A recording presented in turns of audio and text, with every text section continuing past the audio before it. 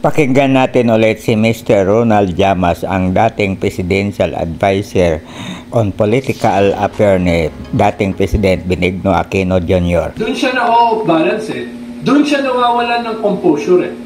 Nung dinikit ni Trillanes, yung sinasabi ni Las Cañas, ni Matubato, ni Asierto, na yung mga pinapatay mo na 20 drug lords ay pinalitan mo lang ng sarili mo mga drug lords. At ipinakita pa ni Trillanes yung smoking gun, yung paper trail, yung mga nakuha mo na mga milyon-milyon, even billions, galing sa mga drug lords.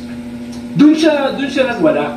Yun yung kanyang vulnerability. Kesa yung mga statement ng ibang kongresista na kahit sila, hindi nila alam kung ano yung kanila sinasabi. Dapat ang focus ng tanungan ay huwag ilayo kay Michael Yang, Charlie Tan at mga bank accounts. Huwag siyang hayaang dadali ng usapan sa kasuhan siya at dahil marami na siyang pinatay. I-focus ang usapan sa pagpirma ng waiver ng bank account niya.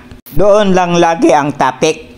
Kahit pa siya magwala, pag wala nang mapiga, i-contempt siya at tapusin na ang sesyon. Maraming salamat sa panonood at sana i-follow nyo ang aking Facebook page, comment, like, and share, and subscribe to my YouTube channel, Stories of Uncle Paeng.